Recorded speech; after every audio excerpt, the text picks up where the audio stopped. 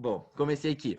Bom, eu, na verdade, não sei nada disso. Eu apenas caí aqui para ajudar o Fernando, mas é uma situação que me interessa bastante pelo simples fato dessa questão do mercado de investimento e bolsa, isso, aquilo, que eu absolutamente não sei nada, assim, eu nem chego perto dessas coisas, mas lá no meu trabalho é um assunto, assim, que cada minuto que eles podem, eles estão falando disso e de investir e tudo mais. Então é uma situação que me interessa bastante e eu escolhi estar aqui. Então acho que vai ser bem interessante. Legal. Mas investir em criptomoedas, você fala? Eles falam Sim, lá? em Tá vários bom. aspectos, tanto em empresas quanto nas próprias moedas mesmo. Tá, porque de investimento até não falo, porque é, não sou especialista em investimento. Vocês vão ver que o blockchain é muito maior, a gente pode até comentar um pouco disso, do que as criptomoedas. As criptomoedas, elas estão em cima, elas foram criadas em cima do blockchain, né? Então, vocês vão ver lá que não tem muita relação, né? Mas é bom, então é um norte aí. Ô, Patrick, mas você trabalha com, ou está estudando o quê?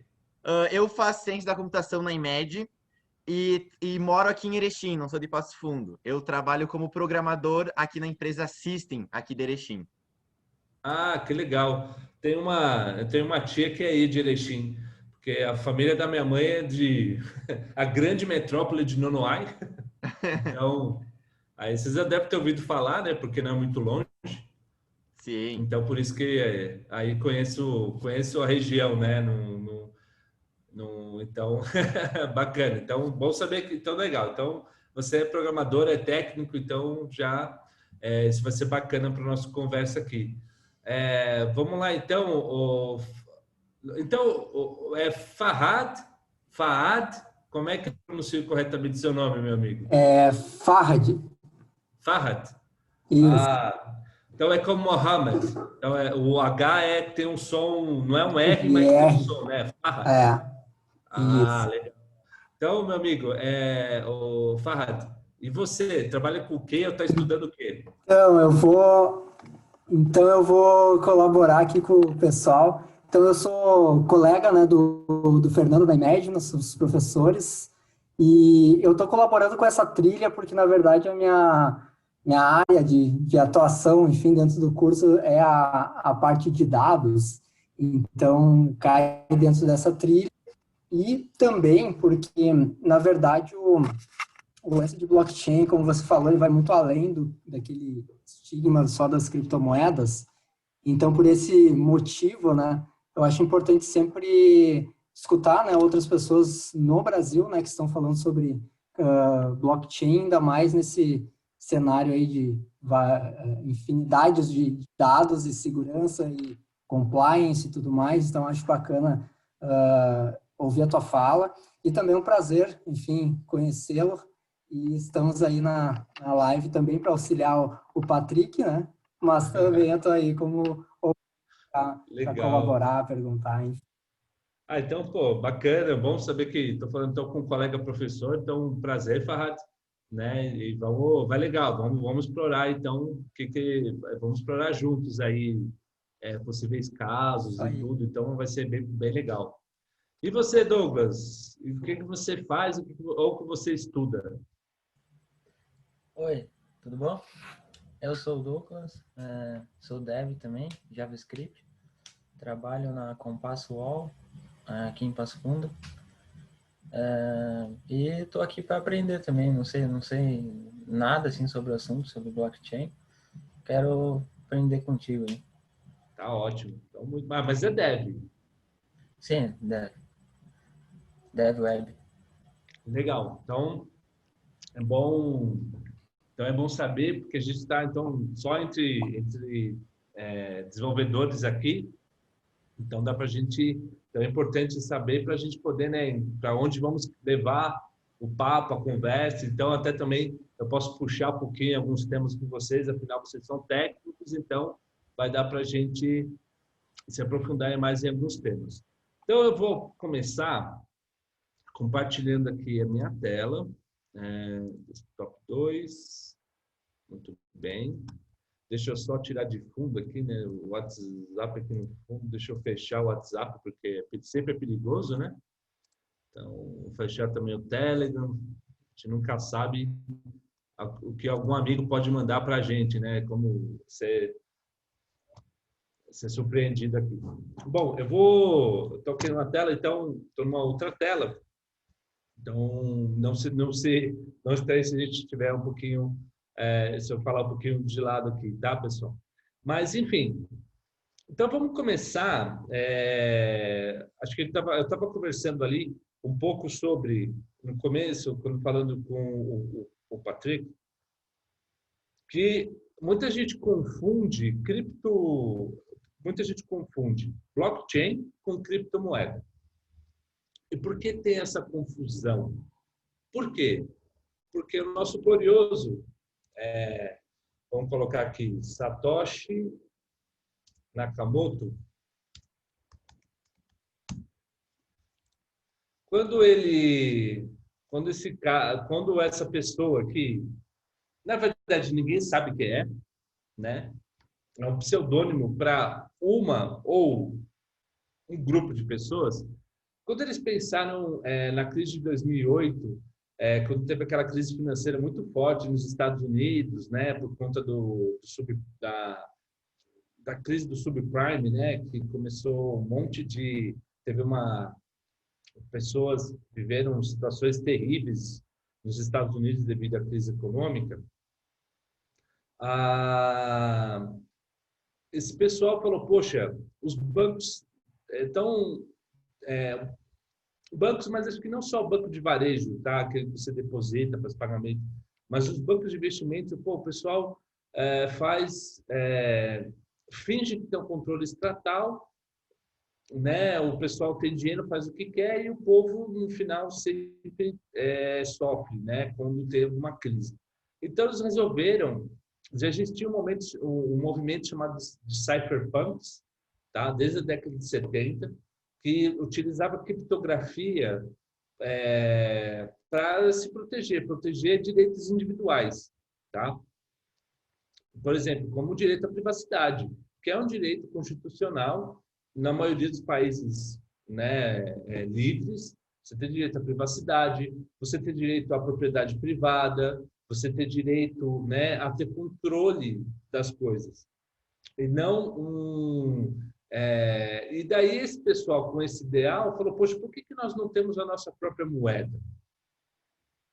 Então, nesse espírito libertário, na verdade, né, que aí você volta, aí até algumas pessoas, quando você estuda, por exemplo, os pais, né, fundadores dos Estados Unidos, aqueles ideais da fundação dos Estados Unidos, você vê que é um ideal muito parecido, né, das pessoas terem a sua liberdade, né, ter o seu direito à livre iniciativa e uma série de coisas. E aí, nessa ideia, já tinha outras pessoas, outros grupos que tinham tentado criar moedas eletrônicas. Não era uma novidade a tentativa de ter uma moeda eletrônica. Só que elas não tinham algumas características, né? Como, por exemplo, a resistência à censura, a privacidade,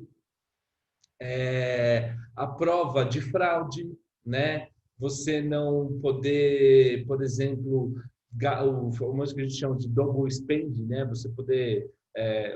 Você não permitir que o mesmo valor seja gasto em dois lugares, e etc.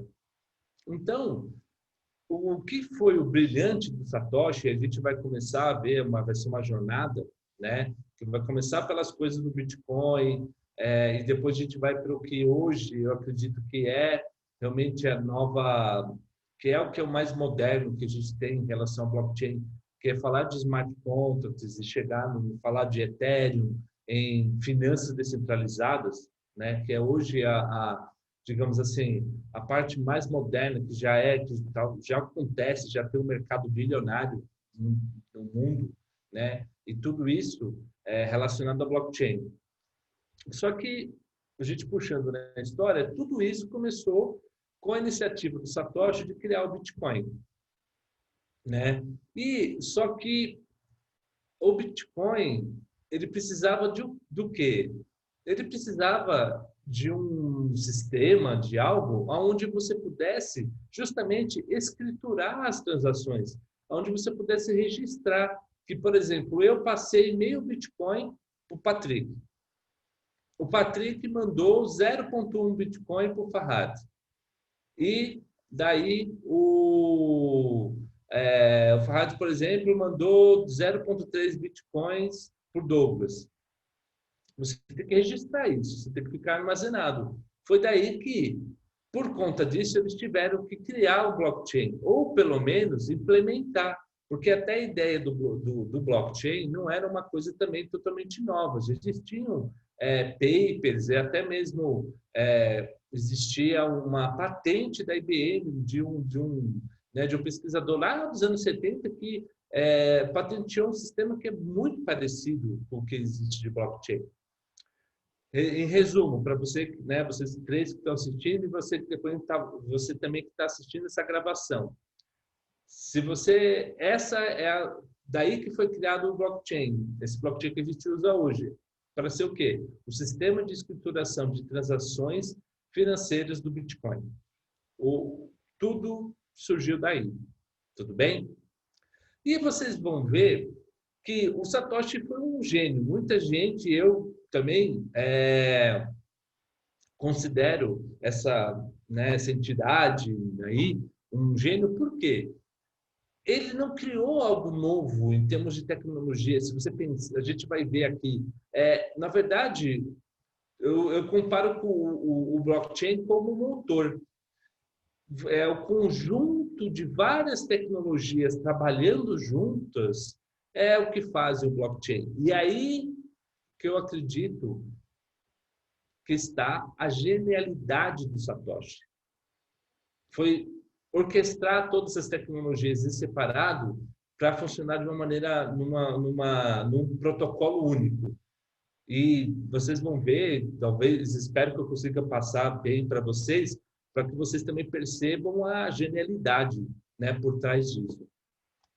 Então, vamos começar por uma dessas coisas aí, que é a primeira, que foi uma coisa que a gente usa muito, é muito usado em blockchain, que é o hash, que é algo que vem, não é novo, né? A tecnologia de geração de hashes é algo que já se usa na computação há um bom tempo, na parte de criptografia, né?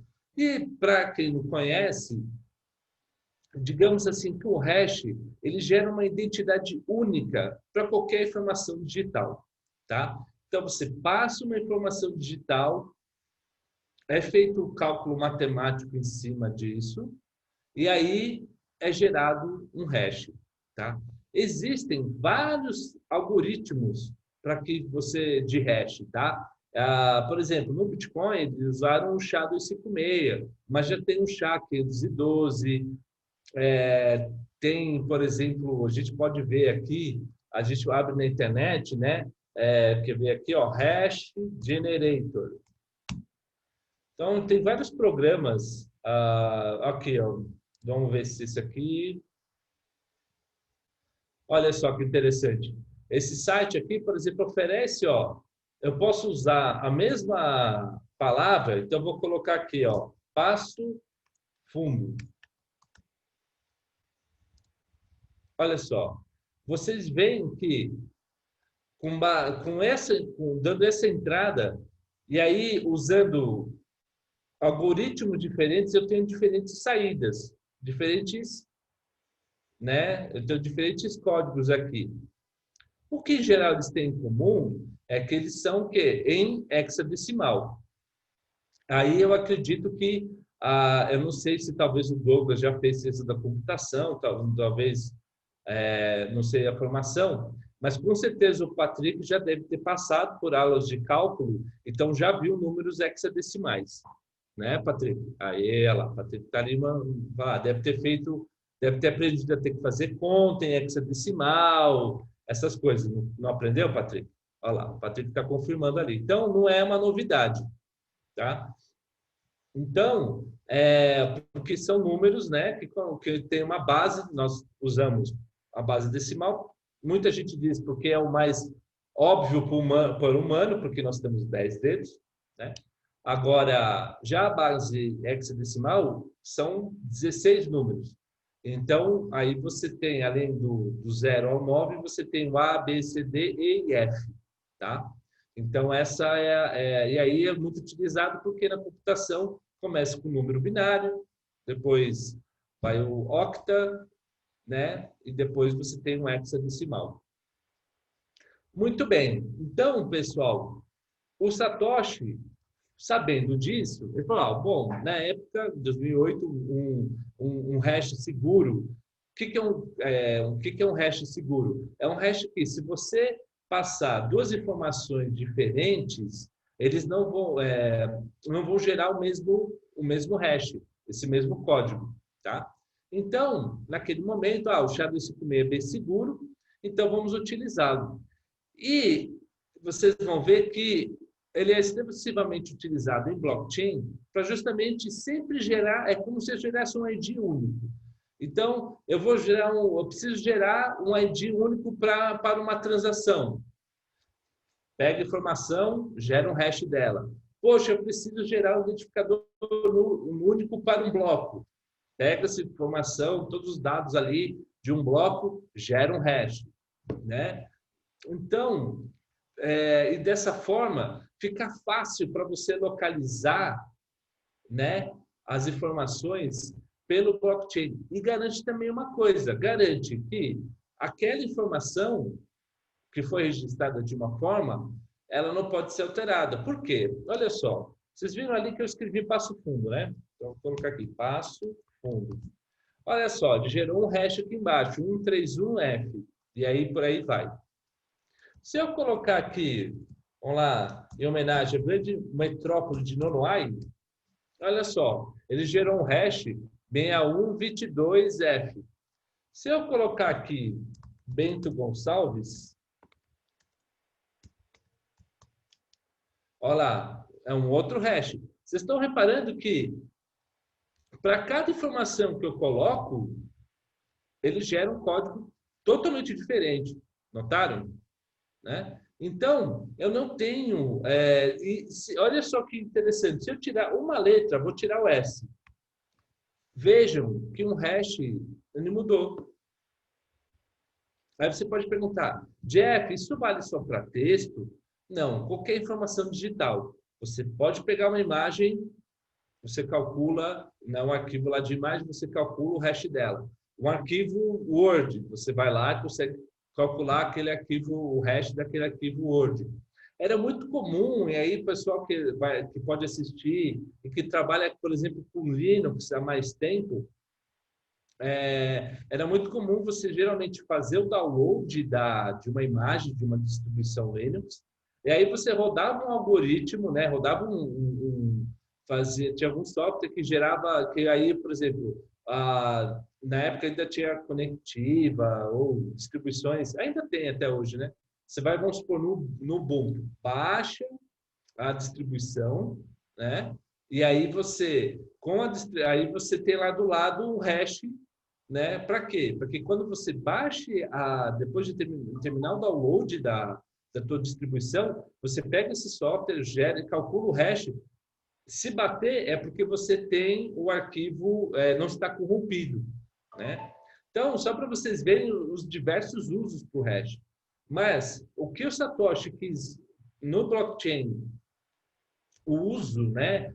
Os principais porquês de usarmos o hash é justamente para gerarmos um identificador único para as transações, blocos e uma série de coisas. E também, para quê? Se eu gerar aqui, escrever Bento Gonçalves, eu tenho certeza, se vocês acessarem aí essa página aqui, né, vou até colocar no chat aqui, para caso algum de vocês tenha curiosidade. Aqui, more chat. Vou colocar aqui. Olha lá, isso aí, ó. O Farhad estava falando lá, o MD5, a checagem ali, boa. Então, ó, se vocês colocarem aí nesse site e colocarem Bento Gonçalves, aliás, está aqui, Passo Fundo. Vamos colocar aqui, ó, só para vocês verem. Passo Fundo. E vamos ver aqui o SHA-256, se eles têm aqui. Aqui, ó. Vocês vão ver, ó, que é o mesmo hash, ó. 131F7CB. 131F7CB. Então, vocês vão ver a importância disso mais lá na frente. Mas o que eu já posso adiantar para vocês? Isso é importante porque eu consigo, tal qual eu acabei de explicar para você, conferir se um download, se o arquivo ele é íntegro, né? Se o conteúdo veio, eu também consigo, estando em outro lado do mundo, checar se aquela transação, aquela informação que eu estou recebendo, se ela é íntegra. Se alguém não teve um ataque de alguém no meio do caminho, pegar uma informação, alterar e eu receber uma outra coisa. Né? Então, passo fundo, usando o SHA-256, vai dar esse hash para qualquer pessoa que usar o mesmo algoritmo, fazer o mesmo cálculo, vai chegar nesse mesmo número. Então, isso é importante, né? Para justamente a segurança da informação, para evitar a mesma coisa lá que eu falei dos arquivos da distribuição Linux, para evitar fraude, uma manipulação, tá bom? Então, guardem essa parte do hash aí, vamos construindo aí nosso quebra-cabeça. Depois a gente tem um bloco. O que o Satoshi pensou? Falou, bom, legal, eu já tenho aqui, eu vou ter já uma tecnologia que garante para mim um jeito de identificar de uma maneira única as informações. Então vamos pegar essas transações e vamos fazer o seguinte, vamos colocar num bloco. Pensa num bloco, pessoal, como falando do ponto de vista de TI, é como se fosse um registro, tá? Eu tenho um registro, eu falo que para quem é contador, às vezes eu dou workshop para contador, eu falo, é que nem uma página de um livro caixa. Para quem já fez alguma vez sistema para controle de loja, faturamento, já viu isso daí, você tem que fazer o caixa, né? Então, débito e crédito, essas coisas. Na blockchain, então é como se o bloco é onde eu registro as transações. Eu coloco ali. E tal qual esse livro caixa, essas páginas, né, ou os blocos, eles têm números, eles são numerados, tá? E sequenciais, tá bom? Então, por exemplo, aqui, eu vou colocar a transação. Então, eu vou colocar assim, Jeff, vai lá, envia, né, um BTC para o Patrick, né? Aí o Douglas, tá? Não é assim que se escreve, obviamente, lá, mas aqui só para efeitos de estudo. Aqui. Então, e aí por aí vai. Vou colocando várias informações de transações aqui, tá bom?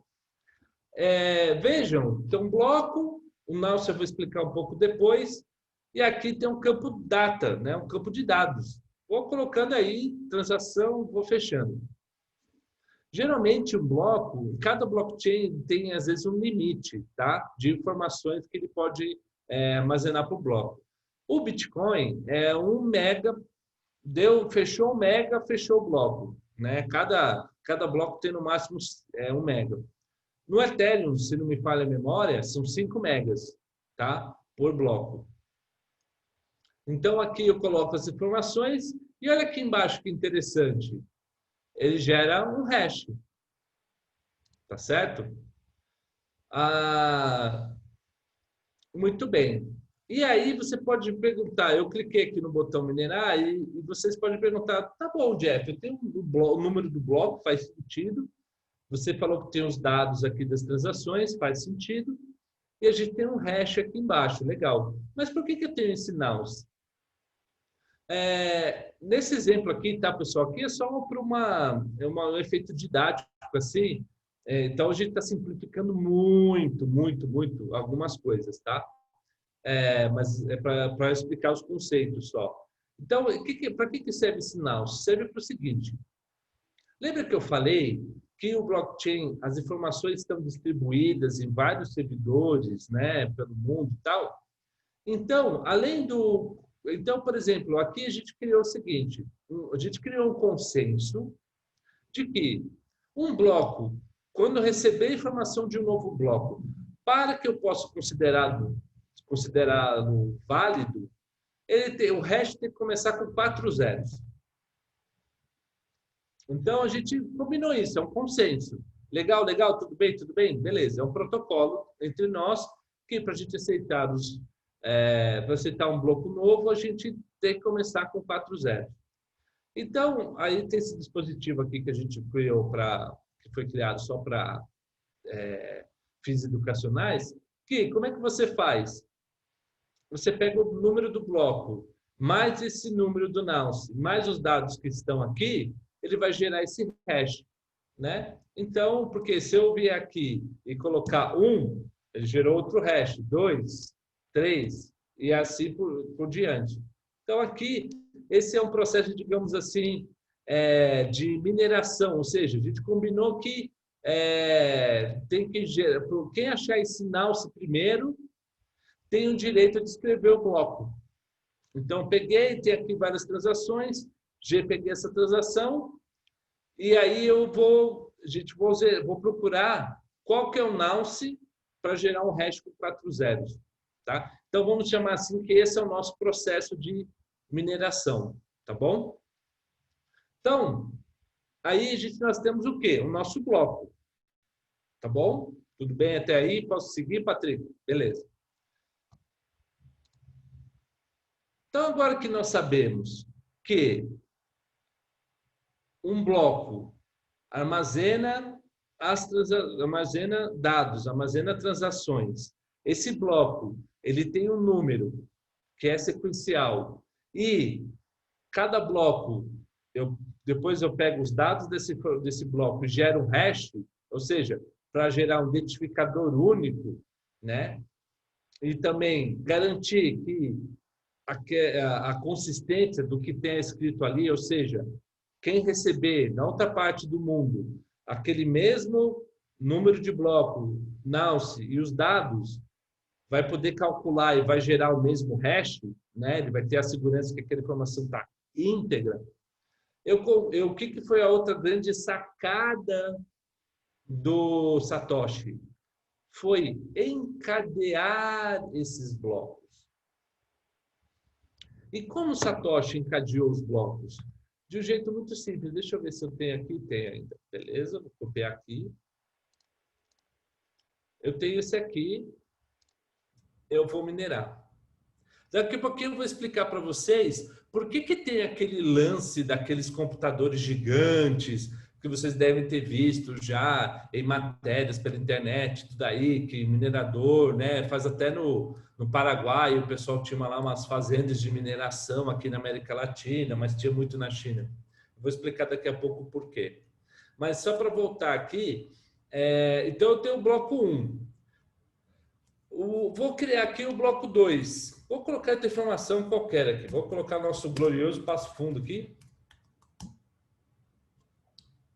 E vou minerar. Vou fazer a mesma coisa, porque para o nosso bloco ser válido, lembra, né? Ele tem que começar com o hash dele, tem que começar com 4 zeros. Vocês veem que o computador aqui tá pensando, até o Firefox está falando, tá demorando demais aí, tá fritando o meu processador aqui.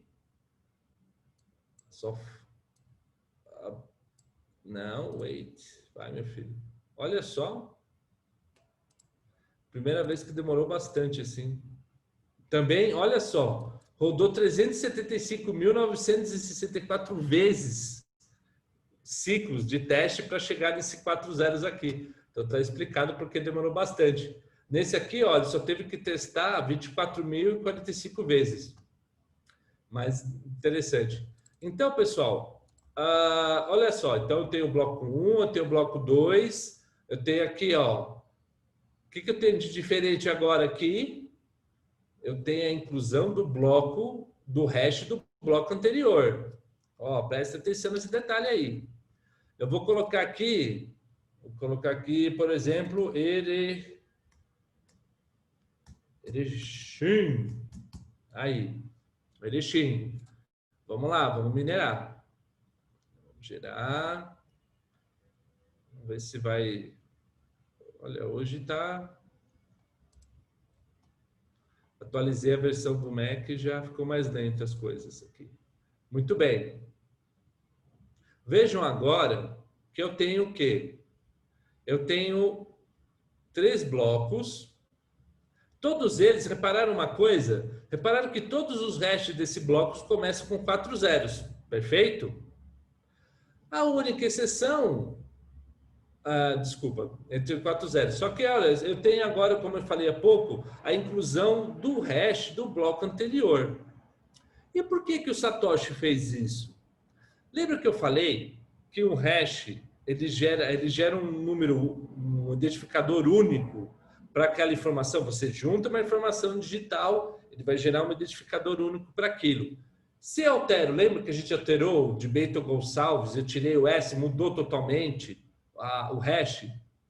É a mesma coisa que, se alguém chegar aqui e quiser falar que o Douglas mandou, em vez de 0.2, mandou 0.3 de BTC para o Farhad, olha o que acontece. Os hashes mudam. Notaram?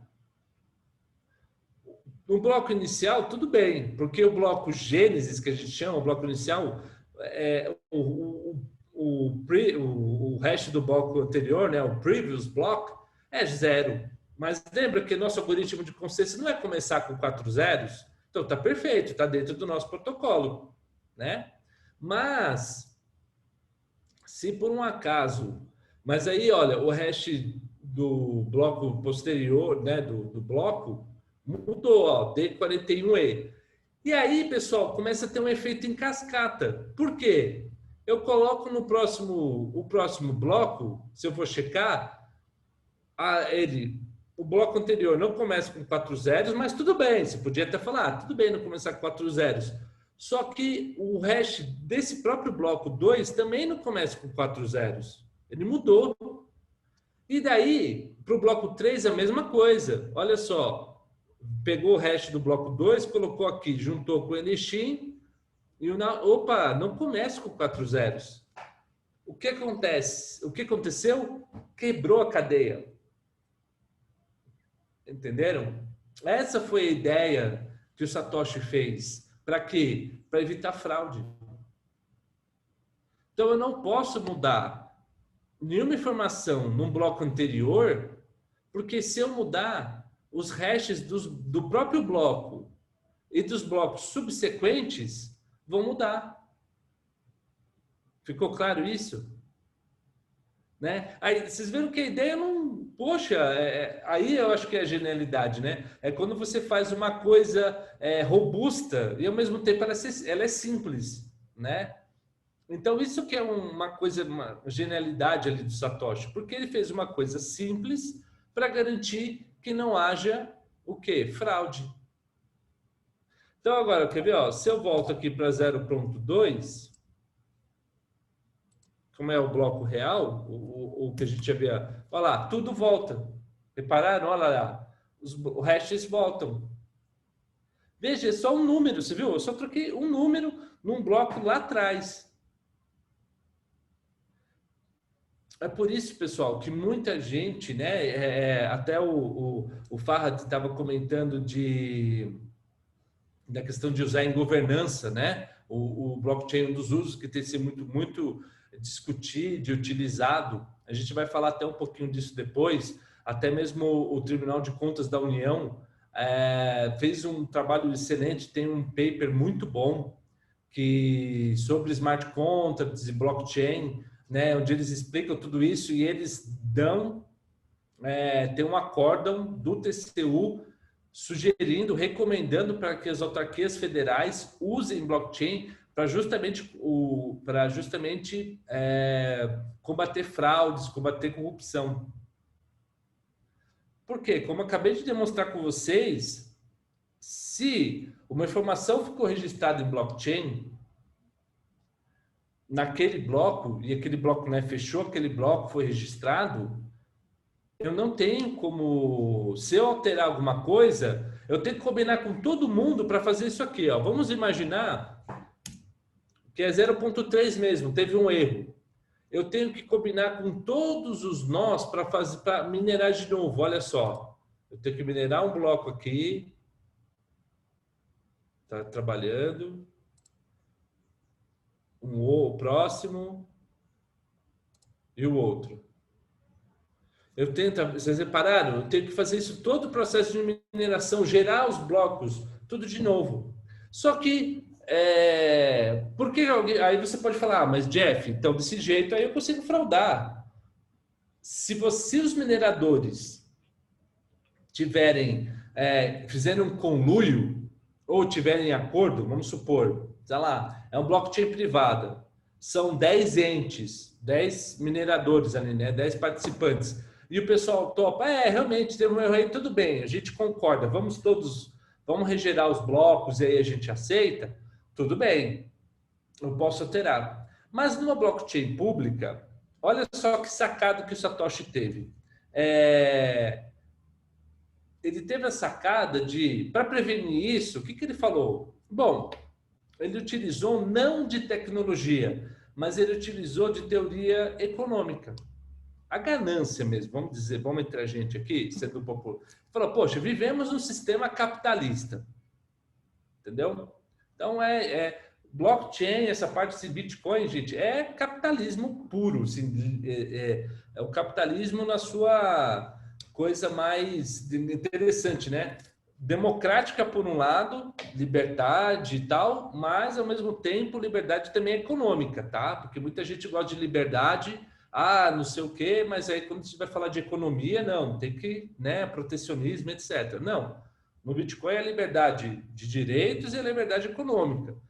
E aí pensando nisso, falou, olha, eu tenho que remunerar esse pessoal. O pessoal não vai vir aqui de graça, entendeu? Não vai ver, tem um ou outro que poxa, nós estamos aqui por um ideal, mas o Satoshi não era bobo, não achava que, não é isso, lamentavelmente, tá? Não estou falando o que mas não é isso que movimenta muita parte da economia. Estou falando de moeda, estou falando de valores.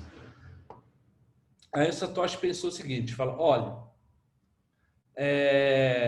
para fazer esse processo de você pegar as transações que várias pessoas mandam, né, de transferências, agrupar num bloco, né, num registro e gerar esse hash, a pessoa vai ter que e depois armazenar no seu computador, né, porque isso fica armazenado na máquina, é um banco de dados, né?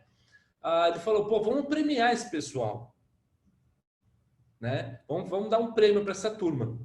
Porque eu dando um prêmio, muita gente vai querer fazer esse serviço. Eu vou ter muitos nós na rede. Eu vou ter nós, você pode colocar aí, pessoal, igual ao quê? É igual a servidor, tá? É um server. Muita gente vai ter servers da rede.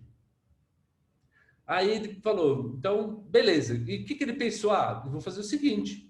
À medida que o pessoal for gerando os blocos, aquele que gerar o bloco vai ganhar X bitcoins, que ao longo do tempo foi diminuindo. Por quê? Qual que era a ideia do Satoshi? A ideia do Satoshi foi essa, vou fazer o seguinte, eu tenho que imprimir dinheiro, tenho que imprimir moeda. Só que não vamos fazer como por exemplo, no Brasil, que o pessoal vai lá, olha, vamos emitir mais tanto X de moeda, ou como os Estados Unidos, poxa, estamos com crise, estamos com problema. Gente, imprime dólar aí, ó. Vamos gerar dinheiro. Não é assim. Ele falou, olha, como é que eu vou gerar moeda? Eu vou premiar os mineradores, esses que vão fazer esse serviço para a rede. Pensa que o minerador, no fundo, pessoal, ele está prestando serviço para a rede. Eu até brinco, eu tive um aluno que ele era tabelião. Eu falo, um minerador, ele presta um serviço igual o tabelião de escrituração. Ele escritura, ele registra as transações, entendeu? E aí, beleza. Então, começou lá com X bitcoins e foi. Hoje, se não me engano, acho que o último halving que eles falam, né, com esse corte, acho que é 1 bitcoin. Mas tem que ver, pessoal, porque não lembro essas coisas de cabeça. Mas depois vocês pesquisam no Google e vocês acham, tá? Até que vai chegar num determinado momento onde não vai ser mais gerado Bitcoin. Por quê? Olha só como ele era um visionário, né? Um gênio. Ou pelo menos assim, ele tinha um sonho e vamos ver se vai dar certo. Mas nos sonhos do Satoshi, ele imaginou que ia acontecer o que está acontecendo hoje. Aonde? Se a gente entrar aqui, vamos ver o preço do Bitcoin agora. Ó. Falando aí para os seus amigos, viu, Patrick? Para a turma aí que quer investir, vamos ver no mercado Bitcoin, né? Que até onde eu trabalho atualmente, que é a maior exchange, né? Essa casa de troca de criptomoedas da América Latina. Olha lá, 120 mil reais. Eu não estou falando 120 reais, 120 mil, pessoal. Ué, poxa, é lógico, me dá aqui, tá aqui no computador, registra agora que eu quero pôr na rede, né? Fala aí, Patrick, você não quer pôr sua maquininha aí para minerar? Mas eu passo 24 horas minerando desse jeito. Nem preciso dormir. Exatamente. Se bobear, ficar ali, né? Até colocando ali gelo seco do lado do processador para deixar o bichinho fritando lá. Então, essa foi a ideia de Satoshi. Olha, o Bitcoin vai valorizar, vai ter muita gente que vai querer fazer isso. E aí, o que vai... Olha só que interessante. Olha o efeito aí de segurança que isso traz. Com mais gente querendo minerar, tendo mais servidores se conectados, né? Criando essa rede, a chance de alguém chegar, ou um grupo só de 10 pessoas chegar, olha, vamos pegar lá, alterar uma transação e regerar os blocos, fica mais difícil. Por quê? Eu não tenho só 10 servidores, 10 pessoas. Eu tenho milhares de pessoas com servidores na rede do Bitcoin. Então, se 10 pessoas quiserem vir gerar, os outros vão falar, ei, para aí, peraí. O seu hash aqui não está batendo. O hash que está no seu bloco, do bloco anterior não bate com o que eu tenho aqui. O outro fala, também no meu não está batendo, não está batendo. O que já está preparado no próprio software do Bitcoin e do Ethereum também, tá? Essa parte vale para os dois. Eles rejeitam, entenderam? Eles rejeitam esse novo bloco, ou esses blocos. Fala, para, que essa informação aqui não tá dentro do que nós acordamos. Lembra que eu falei do consenso, né? Do consenso? Opa, peraí. Isso aqui não está dentro do combinado, não. Isso aqui não está batendo. E olha só que legal, Patrick, né? E Douglas também. Vejam que legal. Eu consigo checar isso sem depender de uma informação centralizada. Por quê? Lembra da questão do hash, que nós falamos há pouco? Que qualquer um, com qualquer software, seguindo aquele algoritmo, consegue calcular e gerar? Então é simples. Eu não preciso acreditar por exemplo, no Farhad, que, não, minha informação confia em mim, minha informação é verdadeira. Não. A gente fala que tem um lema no mundo, né, de blockchain, criptomoedas, que é don't trust, verify. Não confie, verifique. Entendeu? Então, tudo por quê? Você tem o quê? A matemática, a criptografia ao seu lado. Você não precisa confiar nas pessoas. Entendeu? Você confia o quê? No software. Na matemática. Por quê? Cara, 2 mais 2 é 4 aqui, na China, no Alasca, em qualquer lugar. Então eu posso confiar. Vocês estão entendendo? Olha só a riqueza das coisas. Está vendo como elas estão... Aquilo que eu falei, que elas começam a trabalhar juntas? Né? Olha só, olha como isso é interessante. Então, com essa premiação, o Satoshi fez o quê? Evitou que houvesse essa fraude de um grupo alterar uma transação e regerar os blocos. Dessa forma que o Satoshi, essa forma econômica, olha que aí não é tecnologia, né? Ele fez um incentivo econômico para atrair muita gente e assim evitar fraude. Vocês vão ver que tem muita gente fala, que também é uma coisa interessante, um aspecto para ser estudado na blockchain, é que em muitos casos os criadores de alguns produtos, tudo, eles usam o que a gente chama de teorias dos jogos, que é o quê? É você criar incentivos para as pessoas, entendeu? Muitas vezes ou incentivo econômico, como é nesse caso do Bitcoin aqui, ou até incentivo que pode ser até mesmo, sei lá, que mexa com o ego das pessoas, com fama, etc. Mas é a teoria dos jogos. Você sempre tem que ter uma cenourinha ali para as pessoas, entendeu? Porque nem tudo você consegue resolver só puramente com tecnologia, tá? Aí, o último ponto para fechar essa questão do blockchain, assim, dos conceitos básicos, é a questão do seguinte: vocês viram ali do Nance, né, que eu vou gerando? Então, isso foi pensado, tem um algoritmo que, lógico, é mais complexo do que isso aqui, mas, assim, tem um algoritmo de competição. Por quê? O que aconteceu com o Satoshi? Ele logo pensou, poxa, vai ser valorizado. Aí, todo mundo quis ser minerador. Legal. Ele falou, peraí. Mas tem um problema. É um por vez. Eu tenho um bloco, lembra? O bloco é numerado, tem que ser sequencial. Eu não posso gerar vários blocos ao mesmo tempo. Eu tenho que gerar um só. Mas aí tem todo mundo. Aí se ele apontasse, não, peraí, é o Patrick que vai minerar. Ele quer ali, peraí, mas por que você está beneficiando ele? Ou, poxa, se é o Patrick que vai ser o minerador, então vai, o Patrick, ligo lá, ô Patrick, vem cá, quanto você quer aí para alterar uma informação para mim no bloco? Vou te pagar 1 milhão. Ele falou, peraí, por 1 milhão, vem cá, a gente dá um jeito. Porque, gente, não é só no Brasil que tem corrupção. É muito tolo algumas pessoas que acham, né, vou para o país X aí porque o pessoal é honesto. Não, não é.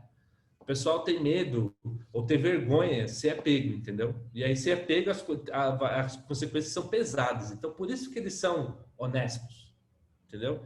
Então, o Satoshi pensou a mesma coisa. Falou, bom, como é que eu vou fazer aqui? Porque vão querer... vamos fazer o seguinte. Vou fazer uma competição matemática. Então, vamos colocar lá e aí quem resolver essa competição matemática primeiro ganha o direito de minerar, né? Então, aqui no nosso teste, no nosso blockchain de mentirinha aqui, justamente qual que é a competição?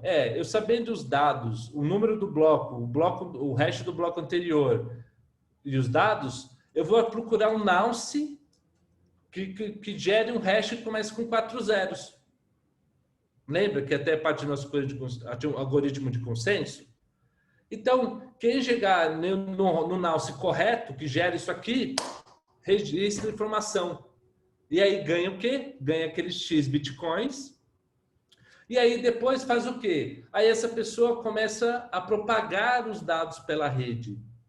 Tá? Porque aí entra mais uma tecnologia que eu vou falar para vocês agora, que aí eu espero que o Patrick esteja anotando todas as tecnologias que eu já citei aqui, que eu já expliquei que o Satoshi usou, que eu tenho certeza aí que ele está usando, porque depois ele vai fazer um relatório lá para a faculdade, né?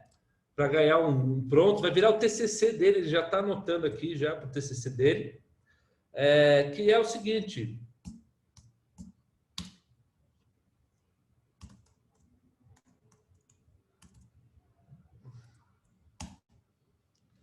que é o seguinte, que é a tecnologia, um sistema peer-to-peer, tá? Onde eu distribuo as informações pela rede, né? Então, eu estou conectado com 5 outros servidores, aí eu minerei, gerei um bloco novo, eu compartilho com esses servidores vão receber, processar, validar o bloco, vão compartilhar com outros 5 servidores e aí começa esse efeito em cascata. Entendeu? Só que essa tecnologia do peer-to-peer aqui, que tem vários, né? Até aqui aqui você vê, né? Uma tecnologia peer-to-peer, é bem similar ao que acontece com as redes blockchains. Eu não tenho uma estrutura central, eu vou compartilhando. Isso aqui é novo? Não. Aí vocês são jovens aí, acho que... Quantos anos você tem, Patrick? Eu tenho 20. 20. E você, Douglas? Eu tenho 21. 21. Então vocês são novos, vocês não viram isso.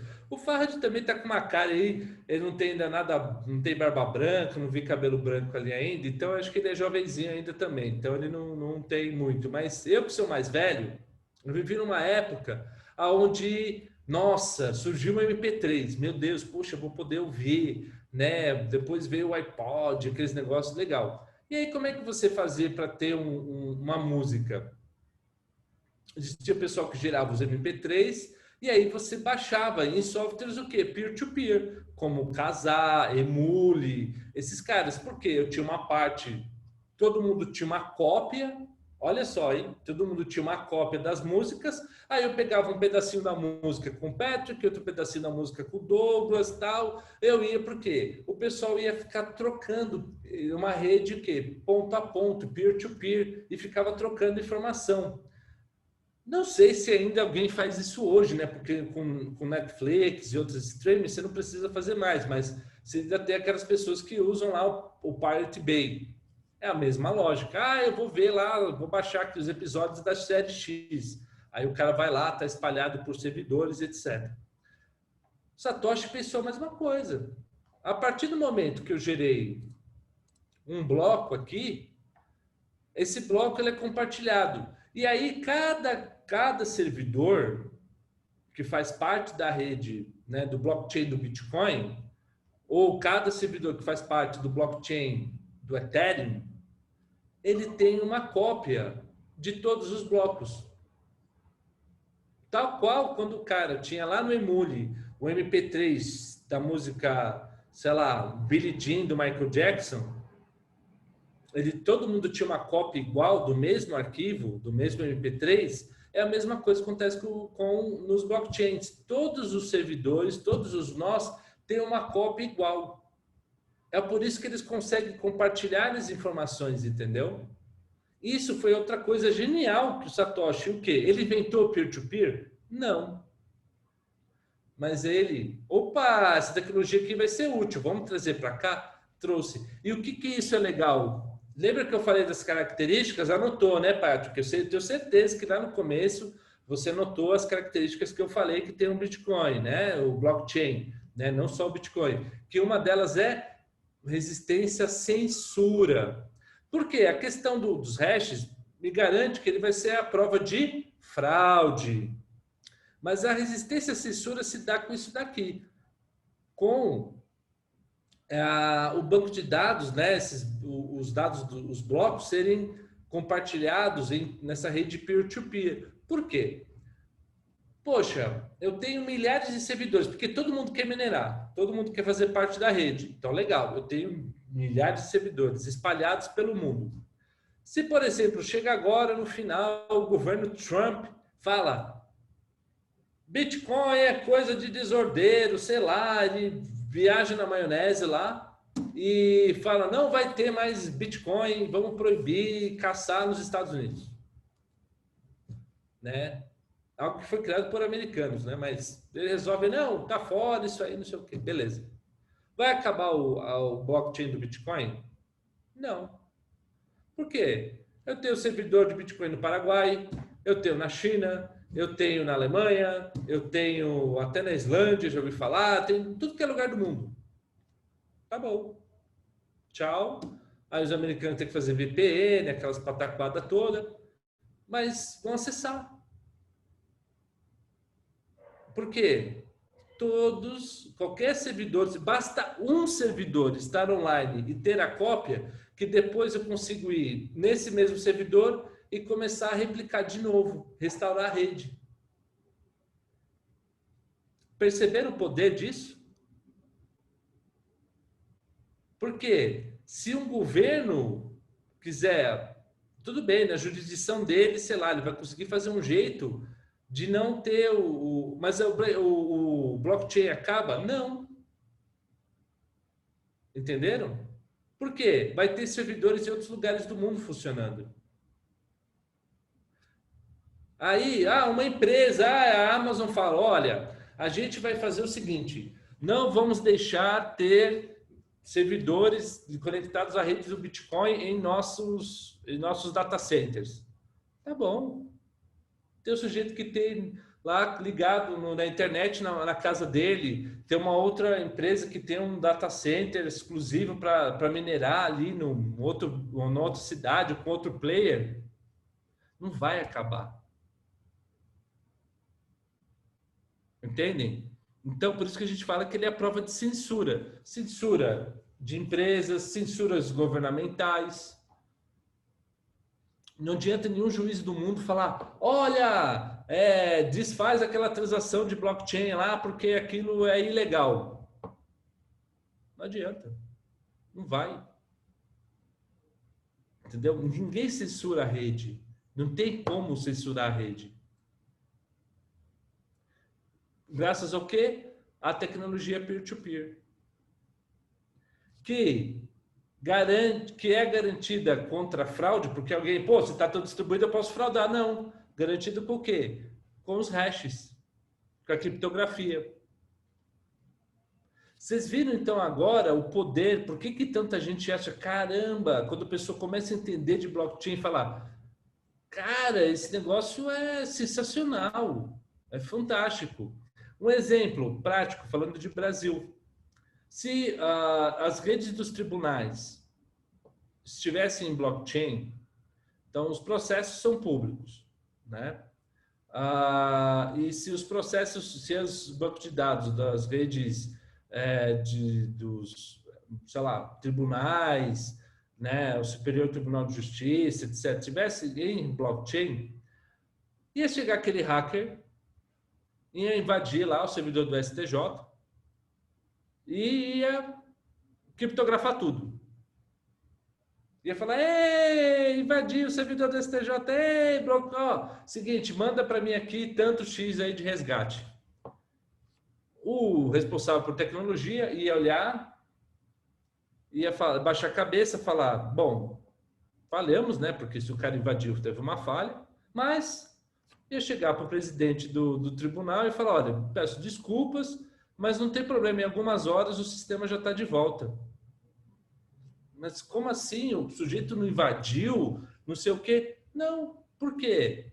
Ele ia apagar aquele servidor, sei lá, se fosse servidor em nuvem, se fosse containerizado, apagar aquele container, se fosse uma máquina mesmo, formatava lá o disco rígido, instalava o software de novo e começava a sincronizar dos outros peers da rede os dados dos processos. Que poderia ser, sei lá, Receita Federal, poderia ser outros tribunais, poderia, né, ser a OAB, enfim, poderia ter vários entes oficiais que fizessem parte, né, desse blockchain. Ele ia só sincronizar os dados. Pronto, em algumas horas está tudo de volta. Perceberam? Isso também traz garantia para nossos serviços de TI.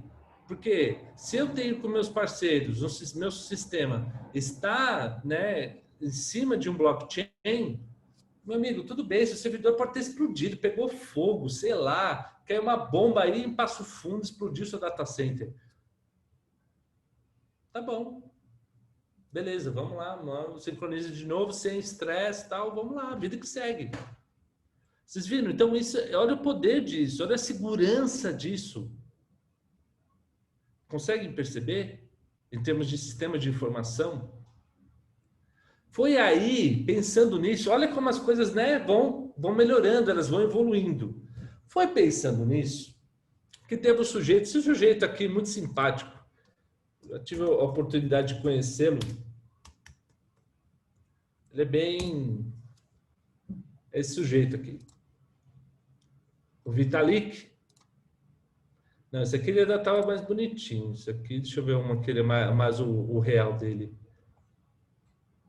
Tá, cabelo bem curto ali. Esse aqui, vai. Então, esse sujeito aqui, que é um russo, só que ele foi, desde pequeno, né, os pais dele migraram para o Canadá, então você vê ali, ele falou, ficou apaixonado pelo Bitcoin, pela rede, e ele tinha visto um paper de um outro pesquisador chamado Nick Szabo, que o Nick Szabo falava que ele falava de uma coisa chamada smart contract, ou seja, que eram programas de computador onde você tinha um contrato né? Eletrônico, que aí esse contrato, uma máquina podia operar esse contrato, fazer negócios com você. Não precisava de interação de um humano confirmando coisas. Você podia interagir com a máquina e aquilo, ou máquina com máquina, e aquilo ia ser fair. Aí esse rapazinho teve uma sacada brilhante, falou, pô, peraí, se eu tenho uma rede, aí agora vamos falar mais de TI, esse rapaz pensou o seguinte, falou, pô, peraí, se eu tenho um banco de dados, concorda que os blocos ali não deixa de ser um banco de dados? Se eu tenho um banco de dados seguro, distribuído, a prova de fraude e a prova de censura, ou vamos falar em TI, a prova de falha, tá? A prova, né, com segurança, tem um conjunto de servidores assim. Se nesse campo data aqui, ao invés, nesse campo data, não, pera aí, aqui. Ao invés de eu ter dados de transações, por que eu não coloco aí um código assembly? Que aí em cada servidor eu coloco um interpretador, uma máquina virtual que vai interpretar e executar esse assembly. Por quê? Quando o Vitalik pensou isso, foi lá por volta de 2015. O que ainda é muito usado, mas ainda era ainda mais, né? Tudo era o quê? O Java. E qual que foi a grande revolução do Java? A máquina virtual, a Java Virtual Machine, que eu acredito que o Patrick também deve estar estudando isso, provavelmente ou vai estudar ou já estudou. O Farhad deve ter ensinado Java para os seus alunos, eu imagino, né? Se ele ainda está aqui com a gente, que eu acho que não está mais, deve ter caído. Mas, enfim, antigamente, eu lembro que quando eu comecei na computação foi no começo do Java, e eu achei bárbaro aquilo, e na época ninguém que não ensinava Java, porque era muito novo, né? Nossa, não sei o que. Hoje, agora, todo mundo ensina Java, né? Mas há 20 anos atrás, não. O que é isso? Isso é muito... Era muito revolucionário. Por quê? Você criava um código só que gerava esse que aí o pessoal chama de bytecode, tá? Gera um assembly lá, que aí a máquina tem uma máquina virtual que vai pegar esse assembly, esse bytecode, e aí vai executar, vai conversar mesmo com a máquina. Então, eu só escrevi o mesmo código, e aí, dane-se, se o cara tem um software dele lá no, sei lá, no Mac, no Windows, no Linux, no meu software vai rodar. Vitalik, ó, lembra, tá vendo como vão agregando coisas, o pessoal não inventou nada, o pessoal só foi utilizando ideias. Vitalik pensou a mesma coisa, só que aí eu criei o quê? Eles criaram o quê? A Ethereum Virtual Machine, ou seja, a máquina virtual do Ethereum. Então aí eu escrevo, aí eu consigo, aí o que foi a ideia? Não tanto do Vitalik, mas o sonho desse outro cara aqui,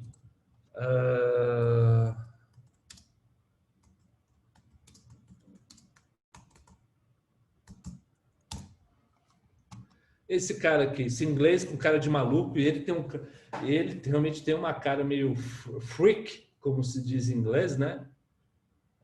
Olha só, cidadão aqui. Esse daí. Mas é um cara que tem realmente assim, uma genialidade, é um cara que luta muito pelos direitos individuais das pessoas. Realmente, assim, a gente faz piada, mas é admirável. A ideia do Gavin Wood, quando ele ouviu do Vitalik, falou, poxa, vamos criar o grande computador mundial. Peraí, eu tenho um banco de dados, não tenho? Tenho. Eu tenho o software que vai, né, executar, manipular os dados? Tenho. Estou conectado na rede? Estou. Mas não é um computador? Não é? Entra dado, processo, sai dado. Não é esse computador em geral faz? Por favor aí, Patrick, você está fazendo ciência da computação. Se eu falar besteira, você tem que me corrigir, senão você vai ficar ruim. Esse vídeo está sendo gravado, viu? Então, estou errado? Por favor, vamos lá. Não, não está errado. É exatamente. Muito bem. Isso aí. Então, você viu, é isso. Então, essa é a ideia dos caras. Falou, pô, vamos criar um computador mundial. Só que, e aí, gente, que eu acho, assim, essa é a, sei lá, a tristeza ou a alegria de ser velho, né? Porque você passou lá atrás, né? Quando, eu não vou dizer que tudo é mato, porque eu já peguei também numa fase áurea. Eu comecei a programar no meus mundos lá no 286. Já era pelo menos tela, já tinha uma tela verde, tinha um teclado decente. Já teve gente que pegou coisa pior que eu. Fita cassete, essas coisas. O meu já era um disquetão, um bolachão assim, mas, pô, já era um disquete, né?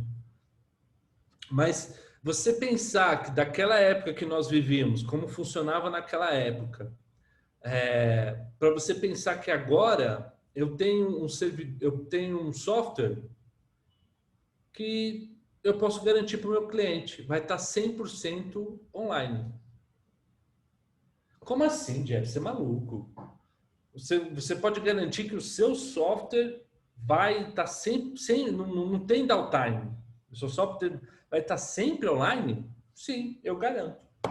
Eu faço o smart contract, publico. Aí agora vamos entrar aqui. Eu vou abrir o Etherscan, que é o portal, um dos portais, né? Mas o mais famoso para você ver o que acontece no blockchain. Agora a gente está falando do Ethereum, tá? E ele lê, né? Ele tem uma cópia, vai ter um nó. E aí tudo que tem lá, ele tem essa interface web para você pesquisar ali. Então, eu vou lá, publico o meu smart contract e pronto. Cara, não vai sair do ar. Se um servidor cair, tudo bem, eu me conecto em outro servidor, mas o meu software está lá, está disponível lá. É você, como cliente, que vai se conectar em algum nó, em algum server que está online do Ethereum.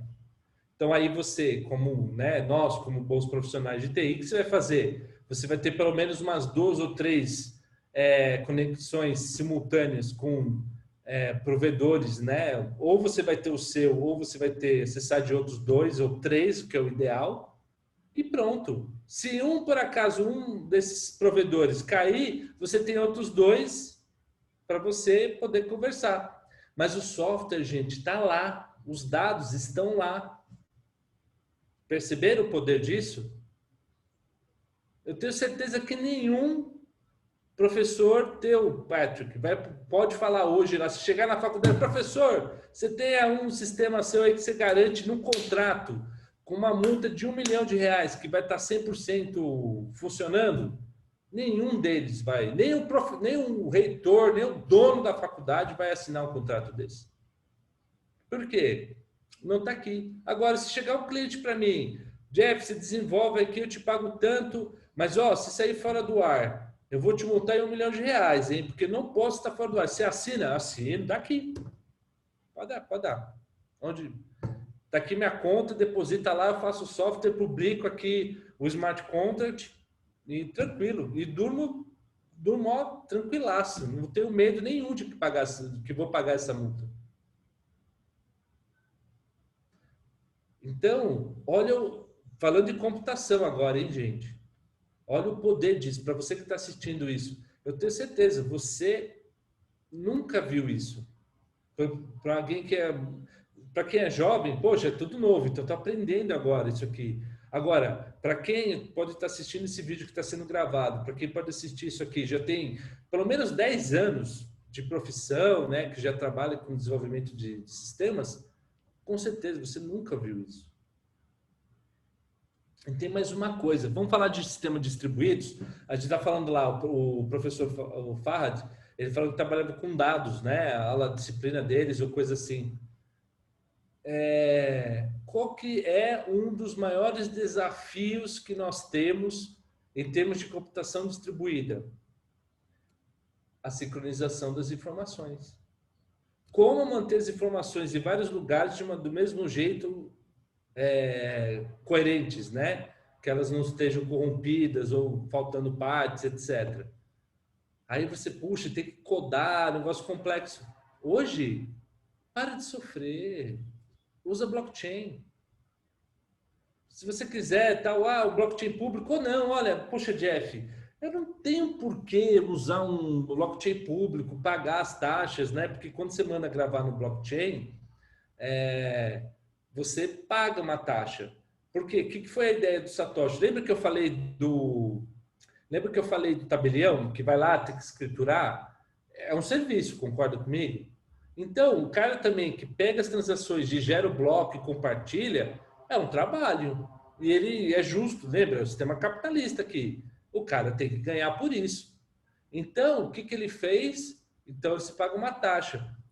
É por isso que o Bitcoin agora cada vez dá menos da recompensa em bitcoins, né? Gera bitcoins novos e dá para o minerador. Por quê? O Satoshi pensou, quando a rede estiver bem, o Bitcoin valendo bastante, muita gente operando, o cara ele vai ganhar dinheiro com essas taxas que as pessoas pagam para minerar, entendeu? Para registrar.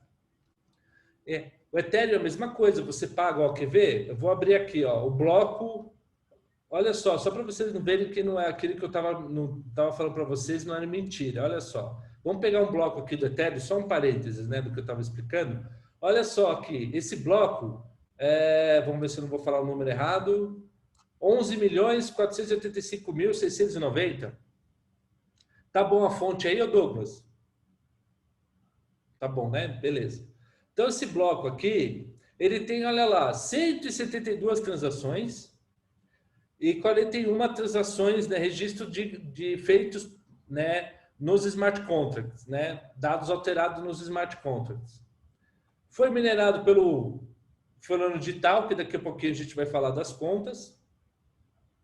Olha só, ele ganhou, ó, Block Reward.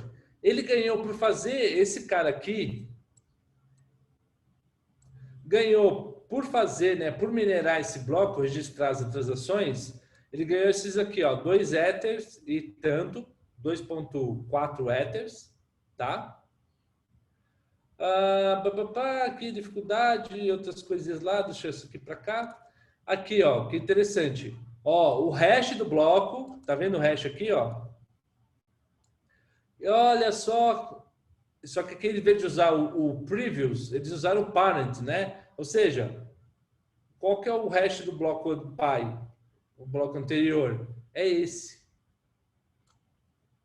Quer uma coisa interessante agora? Ó, vamos clicar nesse cara? Cliquei. Olha só. O outro não acabava com 690? Esse aqui é o 689. Qual que é o hash desse bloco aqui? Olha só. Tcharam, o 05 DDA. Vamos ver. O bloco anterior dele. F815. Guarda esse número aí, ô Douglas. F815. Eu clico nele. É o 688. Qual que é o bloco dele? F815. Vocês viram aquilo que eu falei, que eu mostrei lá no começo? Tá vendo que então não era lorota, não tava. É assim mesmo que o blockchain funciona, tá? E aqui, ó, vamos pegar isso aqui, vamos ver as transações, ó. Eu cliquei aqui. Aqui está a lista de transações dentro desse bloco. No hash da transação tal, vamos clicar aqui um detalhe, ó. A transação de hash X, identificador tal, que está no bloco tal, o Beltrano enviou para o Ciclano. Enviou quanto? 0.15 Ether. E para escriturar essa transação, ou seja, para registrar essa transação, ele pagou tanto isso aqui em Ether, de taxa. Olha lá, o Transaction Fee. Ou seja, está tudo lá, está tudo escrito. Então, para vocês verem que eu tenho aqui tudo registrado na blockchain, não tem como, de novo, a garantia da imutabilidade, não tem fraude, garantia que não vai ser censurado, se a informação está distribuída. Aí volta aquele ponto que eu estava falando. Então, se eu tenho um sistema e falo, olha, poxa, Jeff, eu tenho um problema aqui porque eu tenho 10 parceiros, eu tenho 20 filiais e é um parto ficar compartilhando informação entre elas. Cria uma rede blockchain privada só para você. O software do Ethereum, para quem não sabe, um nó né, um servidor. O mais famoso que eu uso e conheço porque eu trabalho com Go é esse aqui, ó.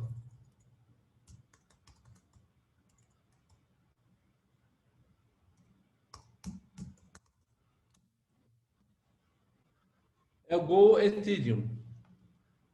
Esse software é open source. Ele é tão open source que teve uma empresa que agora foi o JP Morgan, mas agora foi comprado pela Consensys, que deixa eu ver aqui o site. Tadadá.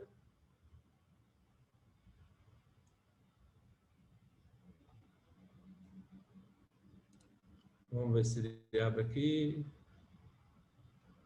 Olha só. Esse software aqui é open source e eu, em cima dele, eu crio uma blockchain privada. Tanto tem, se vocês procurarem depois no meu... Procure lá, YouTube, Jeff Prestes, Quorum, eu tenho um tutorial onde eu explico como você cria um blockchain privado. Aí você tem o quê?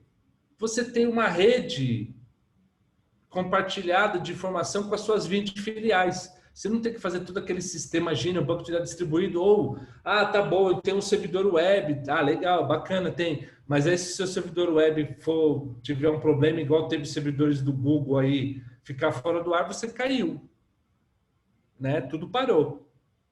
Então, olha só o poder disso. E aí você pode falar, pô, Jeff, que legal isso aí, né? E como é que é esse lance dos smart contracts, Jeff? É o seguinte, você pode ter... Lembra que eu falei que você pode ter aqui... Deixa eu procurar Vou procurar aqui um token.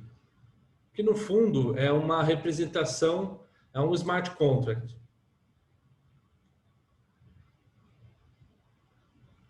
Vou entrar aqui, ó, no contrato. O contrato tem um endereço na blockchain, tá? Tal qual uma conta de uma pessoa. E olha só, o que interessa para a gente é isso aqui, ó. Ali final, vocês dois são devs. Então vocês querem ver código. Então aqui, ó, você escreve numa linguagem chamada o quê? Solidity. Então aqui, com Solidity, você escreve, ó lá, functions. Aí você tem struct, então quem viu, ou quem já teve a sorte de estudar Go, ou para quem já viu um pouquinho de C, tem as structs lá, mapa, né? Quando você cria um map, e aí você tem variáveis constantes. Não é uma linguagem de programação. E aí você cria aqui, ó, cadê contract? Deixa eu ver. Vamos achar aqui. Já passou, mind, constructor, aqui, contract unit, chave. Então, ou seja, vocês têm vários tutoriais na web, tá? Então, tem documentação farta sobre Solidity, mas, por exemplo, Douglas, eu programo em JavaScript. Cara, então não vai sofrer. Ou o Petro que fala, poxa, eu programo em PHP ou programo em Java. Não vai ter dificuldade para entender o Solidity, para pregar mais Solidity. E aí você cria essa sua aplicação e você faz o deploy. Né? Aí você fala, poxa, Jeff, que legal. Então, eu posso escrever um programa que nunca vai sair do ar, que vai fazer cálculo, que pode até enviar Ether, uma moeda, ou enviar uma moeda, ser um blockchain simbólico, uma moeda simbólica só para fazer uma equalização contábil? Sim, você pode. Só que para isso, tem um último ponto, e aí eu vou fechar a nossa palestra, o nosso mini curso, né, de hoje, tá? Que é o seguinte, você precisa, como eu falei aqui, ó, quando você publica o contrato tem um endereço, olha só aqui, ó, Etherscan, address, tal, né? Você tem um endereço, igual aqui, ó, o endereço do contrato aqui, que é um endereço hexadecimal. Aí o Satoshi pensou o seguinte, legal, então as pessoas vão enviar transações. Ou o pessoal do Ethereum também, as pessoas vão mandar. Então, igual isso aqui, a gente viu lá, né? Deixa eu pegar um bloco aqui qualquer. Opa, tá tudo aqui pendente. Deixa eu ver uma próxima página aqui.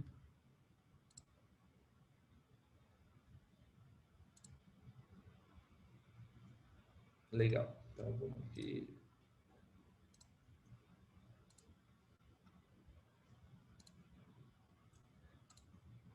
Então, vamos pegar aqui uma transação. Aí, esse sujeito aqui, que a gente não... Né, esse sujeito quis mandar quanto? Mandou 0.1, 0.12 Ethers. Aí, legal, o pessoal falou, beleza, manda aí, vai ter lá um minerador que vai pegar. Mas para. Aí o Satoshi pensou, pô, mas como é que esse cara vai enviar a transação e como é que uma outra pessoa não vai se fazer passar por ele? Um exemplo, o Douglas sabe que o Patrick tem lá um Ether. Aí o Douglas chega assim, putz, eu estou devendo meio Ether pro Jeff. Eu vou mandar aqui, eu vou tentar lá, eu vou mandar aqui uma transação como se fosse o Patrick. E aí eu vou falar para debitar da conta lá, do endereço do Patrick, esse meio Ether, para passar para o Jeff. Como o Satoshi pensou para evitar isso? Ele usou uma tecnologia onde muitos dos nossos, que também não é novidade, já utilizava, que é o quê? Assinatura eletrônica. Vocês já ouviram falar de assinatura eletrônica? Já. Então, por exemplo, se vocês, acredito que no Rio Grande do Sul também, se vocês fizerem um sistema de loja, tal, o que vocês aprenderam que vocês tiveram que fazer? Pegar os dados, né, da venda e submeter para a Secretaria de Fazenda. E aí a Secretaria de Fazenda vai receber aquilo e vai gerar o número da nota fiscal. Só que o que você já tinha? O que você tinha que fazer isso? Você tinha que assinar digitalmente aqueles dados. Mesma coisa, quando você tem um tribunal, posso falar muito aqui com certeza de São Paulo. Você tem um tribunal aqui de São Paulo, um advogado vai submeter uma peça ou ele vai interagir, né, se manifestar num determinado processo. Ele vai lá, escreve o que ele tem que escrever, papapá. Quando ele submete para o Tribunal de Justiça, ele tem que assinar digitalmente. Ele não vai lá assinar no papel e entregar no fórum. Não, ele assina digitalmente. Olha, de novo, olha lá, mais uma tecnologia. Está anotando aí, Petro? Mais uma para você anotar aí, hein? Ele utilizou essa tecnologia que já existia, de novo, ele não inventou, ele utilizou a assinatura eletrônica para poder enviar as transações, para a pessoa poder assinar digitalmente e enviar a transação. Então, aí você fala, pô, Jeff, que legal, esse negócio é complicado, é caro, tem que pagar, eu preciso do token. Não, tem. Por quê? No fundo, gente, um software, uma chave privada, eles usam esse algoritmo aqui, ó, no Ethereum, pelo menos,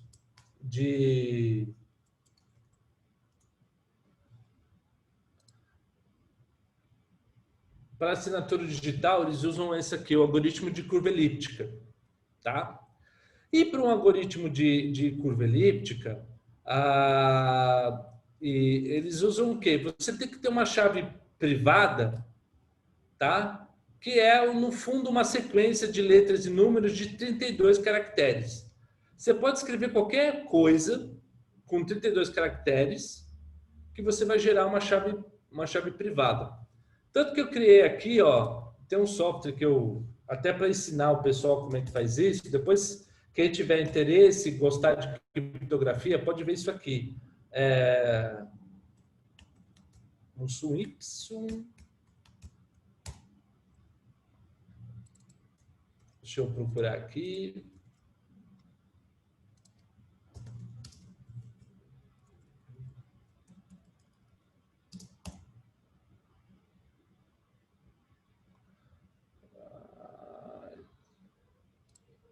Use o Jeff Prestes.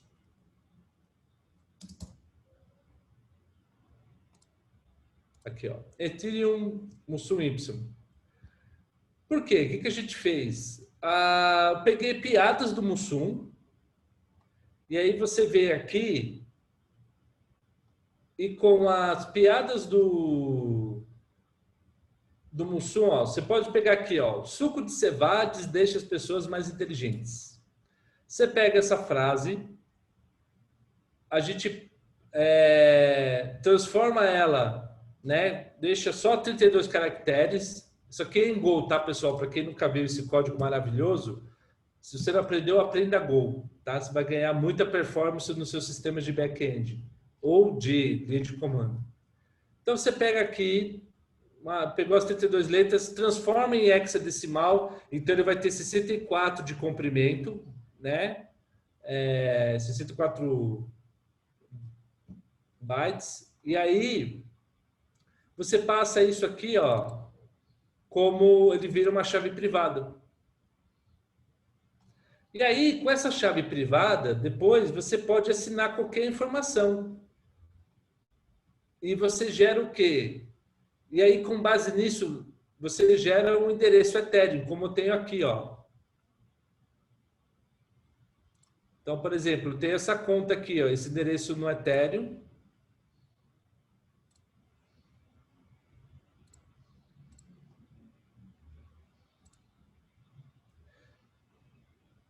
E que esse endereço no Ethereum, deixa eu mandar abrir aqui no Etherscan.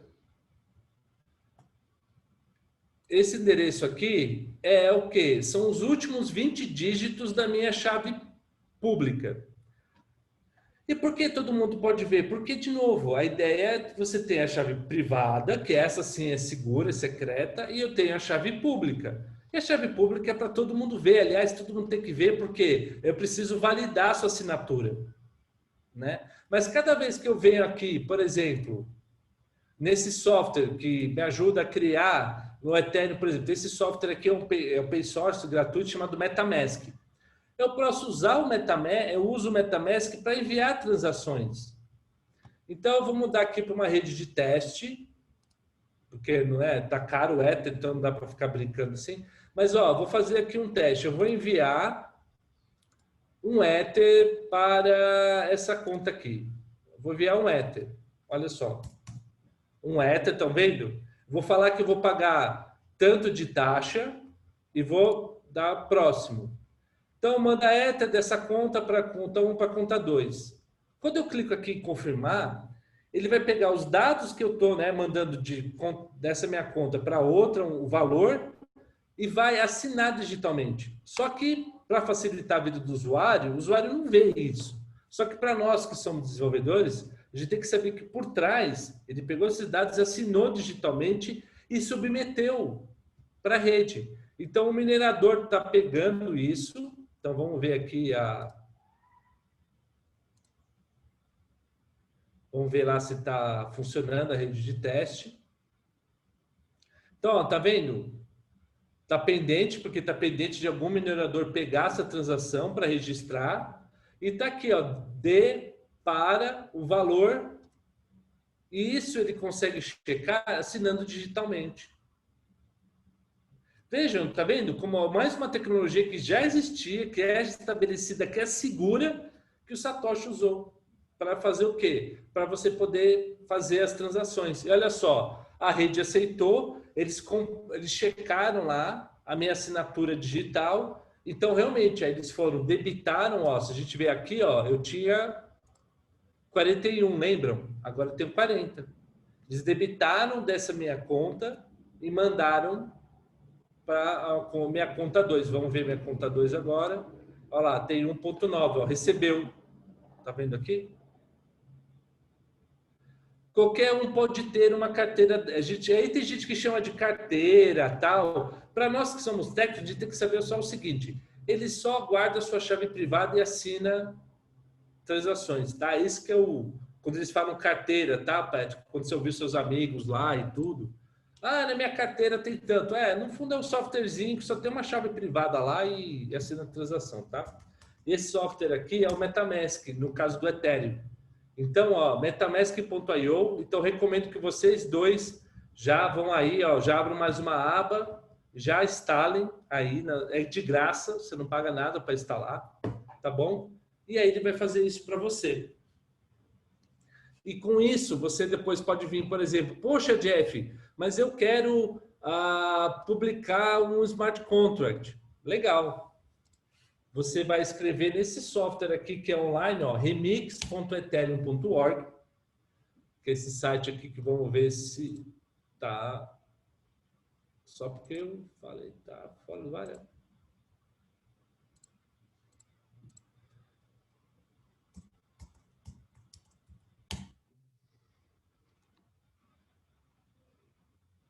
Agora está carregando. Aqui.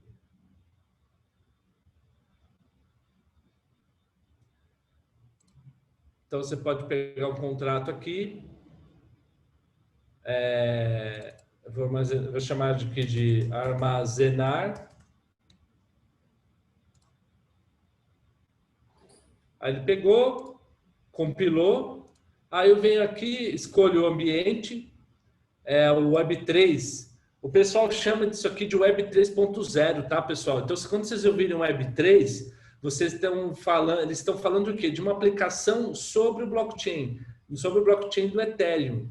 Por quê? Eles acham, poxa, eu tenho uma versão, é web, isso aqui é a internet, só que é a versão 3 da internet, tá? Então, aqui eu vou conectar com o MetaMask. Legal. Então, olha lá. Essa conexão com o Web3, né, com o blockchain, está sendo feita pelo MetaMask. Ele me quita a minha conta e eu vou lá fazer o deploy. Lembra? Deploy, quem fez Java sabe o que é isso, né? Fazendo deployzinho da aplicação. Eu vou... É uma transação igual, pessoal. Publicar o smart contract, interagir com o smart contract, é publicar na blockchain tanto quanto uma transação. Então, você vê que o MetaMask pede para você assinar o código-fonte da sua aplicação para ele poder publicar, né? O seu bytecode. Você confirma. A gente vai esperar um pouquinho, porque ele está processando a transação. Olha só. Tá vendo? Igual, lembra da minha transação de via Ether? É igual. Eu estou criando um contrato aqui.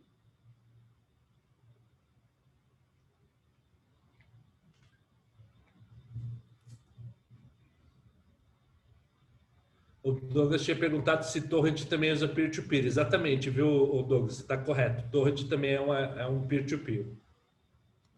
Então, olha só, ele publicou. Olha, o meu contrato ganhou um endereço, que é esse daqui. E esse é o meu smart contract, está registrado. E olha só, eu publiquei ele aqui. Agora eu posso interagir com ele. Que informação lá está registrada? 0. Eu vou colocar lá 1000. Vou armazenar. De novo, tá vendo? Eu vou gravar na blockchain. O que eu tenho? Eu tenho que assinar a transação.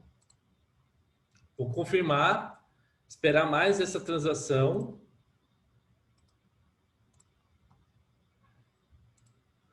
Olha lá. Tá pendente, né? Tá. Olha lá. Foi processada. Você vê que ó, tem as informações dela aqui. Função store, o método, né? Aqui o hash do método. Aí se eu fizer um decode aqui da informação, olha lá. O tipo é um inteiro positivo. Informação, lembra que eu coloquei que era 1000 para registrar? Olha lá. Eu tenho, ou seja, tanto no meu software, quanto está lá na blockchain. Qualquer um pode ver, qualquer um pode checar. E daqui, ó, agora, se eu fizer o retrieve, que é essa função aqui, ó, tá vendo? Função bem simples, qualquer programador consegue entender. Clico, olha lá, agora eu tenho 1000, porque é a informação que está aqui. E aí, eu consigo ver, à medida que as pessoas forem interagindo no contrato, fica tudo armazenado, eu consigo ver aqui, entendeu? Na lista de transações. Ou seja, você Patrick, ou você depois que pode estar assistindo, se você decorar esse código aqui, né, esse código de contrato, entrar na rede teste Rinkeby do Ethereum e quiser interagir, você vai poder. Entendeu? Então, o programa sempre vai estar no ar. A partir daqui, até essa rede de teste, até ninguém apagar, porque de teste, de vez em quando, tempos e tempos, eles apagam para diminuir o espaço do banco de dados. Mas enquanto estiver lá, se isso aqui fosse na rede principal do Ethereum, na mainnet, como a gente chama, cara, ia ficar forever. Nunca ia ser perdido mais, entendeu? Né? Não ia se apagar. Então, veja o poder disso. Então, você tem aplicações tanto para governo, quanto para empresas, né? Tanto para a área financeira de investimentos, principalmente, né? E até mesmo, poxa, Jeff, é só entre nossas empresas, nossas filiais. Eu posso ter uma rede blockchain para a gente criar um programa para, por exemplo, para controle de estoque? Pode. Você vai saber em tempo real como é que estão os estoques da loja, por exemplo, sem ter que ter um servidor na nuvem, assim. Você pode ter até se essas máquinas estiverem, por exemplo, conectadas, todas elas tiverem lá uma máquina, cada uma tem um computador nas lojas, você sabe em tempo real o que está acontecendo lá, né? É lógico, eu ia falar, poxa, mas é melhor deixar no data center. Tem as suas vantagens. Mas se você tiver com um parceiro, por exemplo, você tem 3 parceiros de negócio, 4, poxa, cada um fica criando, não, eu tenho minha API REST aqui, a minha API é desse jeito, a minha API é assim. Aí, quem tem que fazer integração, sofre que nem um louco, para ficar lá, né, orquestrando todas essas 10 mil APIs. Vocês dois são jovenzinhos, né, você, Patrick e Douglas, vocês não vão sofrer com isso. Mas ou vou sofrer no futuro se o pessoal não abrir muita cabeça e não começar a utilizar blockchain, né? Mas eu tenho certeza que o professor que estava com a gente deve ter sofrido, e quem está assistindo e já teve que integrar com 2 parceiros diferentes, 2 players diferentes, sabe a dificuldade que é. Cara, com blockchain, com quórum, você sofre muito menos, né? Então, daí, gente, o céu é o limite. Você pode criar qualquer coisa, qualquer aplicações. Tem vários casos de uso. Você pode estar pesquisando na internet.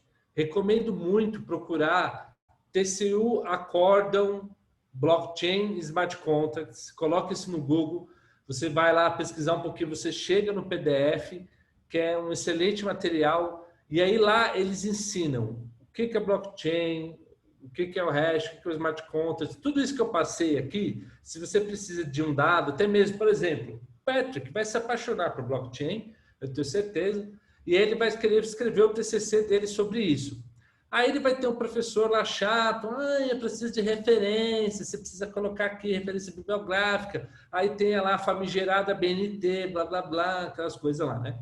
Então, você vai ter um documento para você vir de referência para seu TCC. Então, um documento publicado, oficial, público, com pesquisadores sérios que escreveram aquele documento para referenciar a sua pesquisa, né? Então, recomendo a todos os alunos e os profissionais interessados a verem esse documento.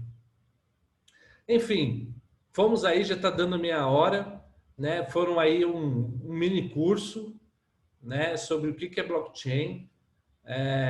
Eu acho que a partir disso é só estudar e começar a criar suas... Aí uns chamam de dApps, aplicações descentralizadas, alguns chamam justamente dos smart contracts, enfim, é só fazer uso da blockchain. Bom, primeiramente quero agradecer a presença por ter se disponibilizado no sábado à tarde e ficado aqui 2 horas conosco, praticamente. Eu queria dizer que eu sinceramente não tinha noção nenhuma disso. Para mim, independente se eu trabalho na área ou não, era um conhecimento zero que eu tinha. E eu também quero te dar os parabéns pela segurança que tu passa falando, pela forma que tu se comunica. Isso me faz eu querer estar aqui prestando atenção e aprendi muito com isso. Então eu quero te dar os parabéns por isso, que é algo que eu prezo muito na nossa área, pelo simples fato de a gente ter um paradigma de ser robô e tudo mais. Então eu adoro pessoas que estão aqui para quebrar esse paradigma.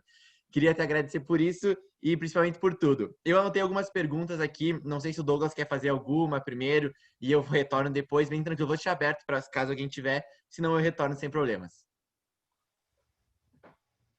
Além do Douglas, né, a gente tem agora aqui o professor Farhad, a gente também tem o Leonardo e o Maurício, né? Então também está aberto aí, se quiserem fazer perguntas. Da minha parte, eu quero parabenizar mesmo. Muito boa a palestra. Parabéns. A didática maravilhosa. Parabéns. Obrigado. Então vamos lá, começa com você aí, o Patrick. Bom, deixa eu abrir meu bloco de notas aqui. Confesso que tinha mais perguntas, mas tu respondeu elas, então... Mas a minha primeira pergunta é como tu entrou nessa área? Como é que tu foi parar nesse mundo? Porque por mais que a tecnologia está crescendo e as coisas estão se tornando mais rotineira, isso aí ainda é uma realidade muito longe das pessoas. Até para nós, por exemplo, como eu já comentei, eu não sabia disso. Essa é a minha dúvida.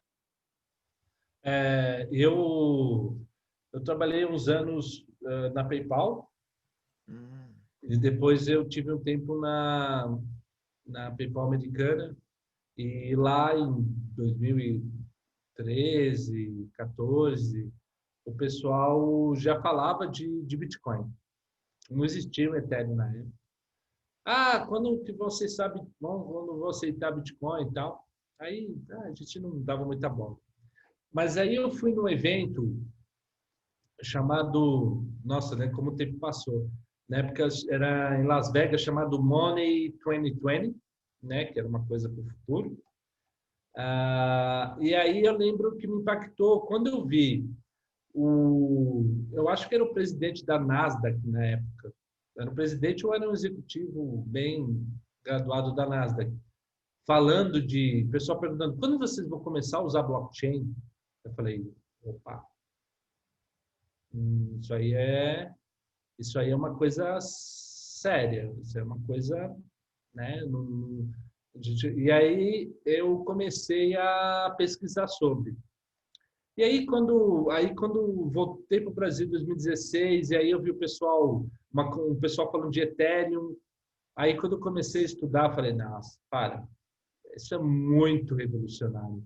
Isso é uma coisa que vai ser o Web 3.0, vai ser é o Web do valor, é o Web do, né, alguns falam Web do dinheiro, tal. É onde eu começo agora a usar a internet para transacionar realmente dinheiro, né? Eu tenho ali nativo na rede, já tenho dinheiro, né?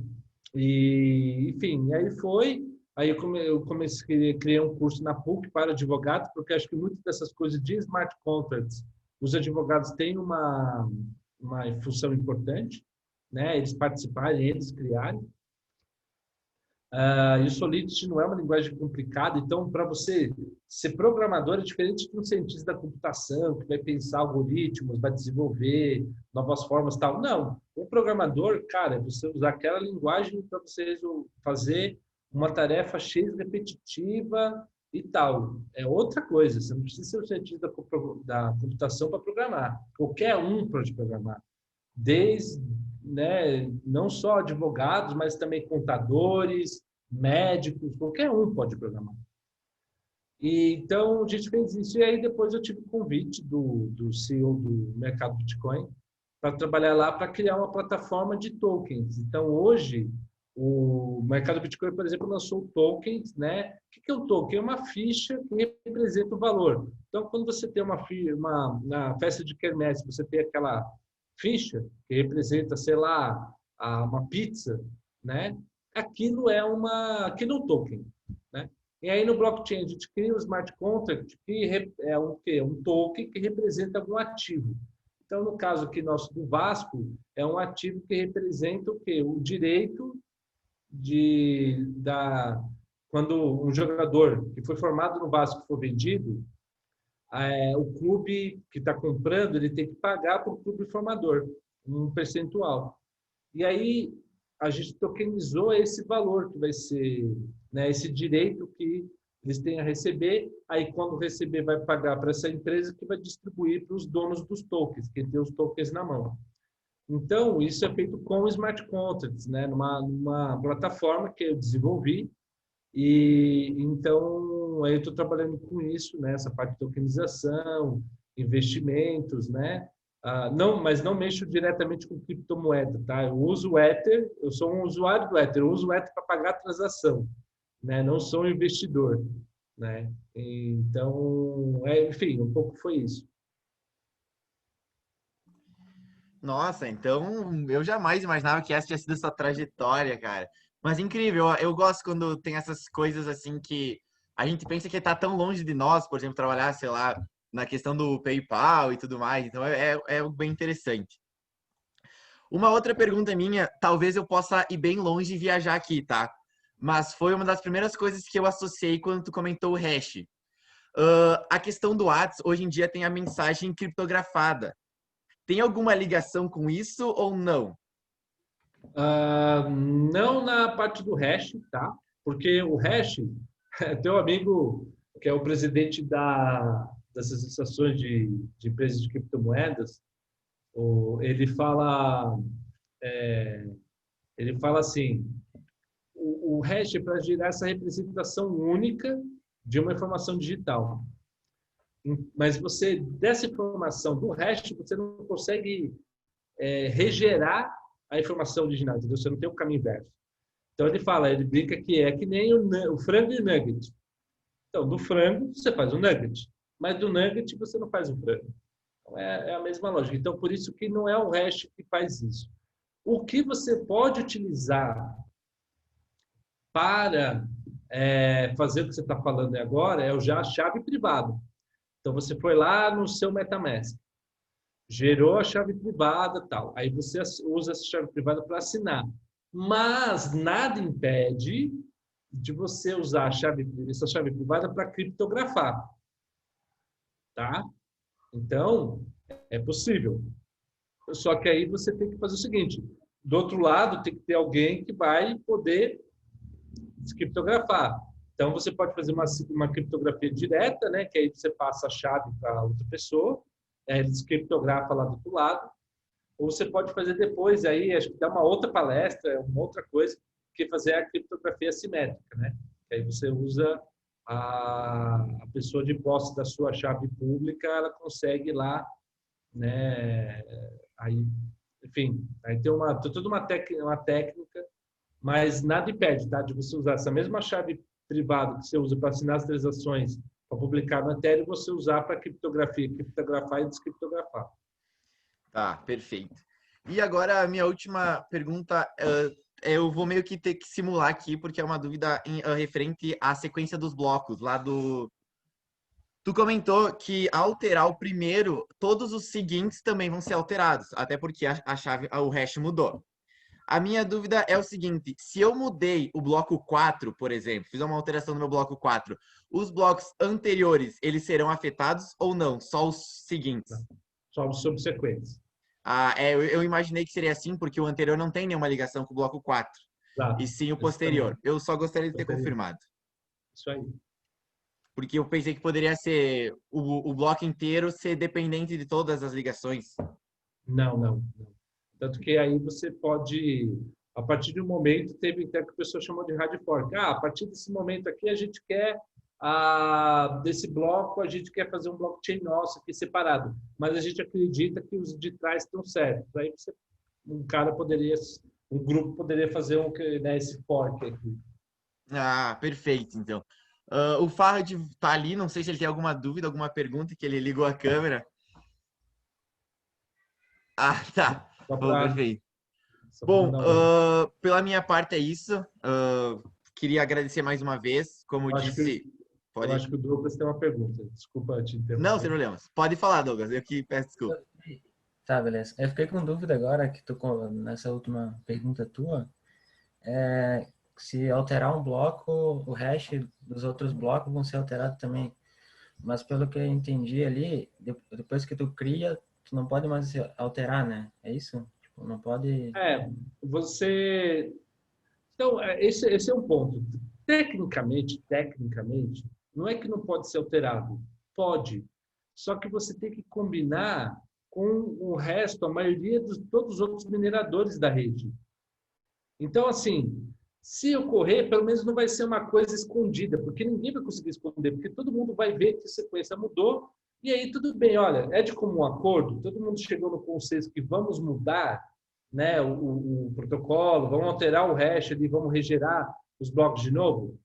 Tudo bem, pode acontecer, entendeu? Mas é uma coisa que aí que é o interessante. Não tem uma fraude, porque você já viu algum fraudador falar, olha, eu fraudei aqui, ou querer que a fraude seja descoberta? Não tem, né? O fraudador quer esconder ali, quer ficar escondido. Então, por isso que, não, por mais que possa até alterar, né, mesmo sendo muito difícil, aquilo não vai ser escondido, não vai ser uma coisa né, que ninguém viu. Então, mas eu vou falar, até hoje, no Ethereum só teve uma vez, lá no começo, quando o pessoal teve o negócio da DDAO, né, que é uma organização descentralizada e autônoma, onde as regras da organização são definidas por smart contracts. Aí eles tiveram lá um bug, e aí falou, pessoal, vamos ter que fazer aqui, porque a gente, né, eles tiveram um prejuízo lá de alguns milhões de dólares. E aí tudo bem, o pessoal topou alterar. Mas foi a única vez, entendeu? Mas foi uma coisa que todo mundo soube, com super transparência. Então é super seguro.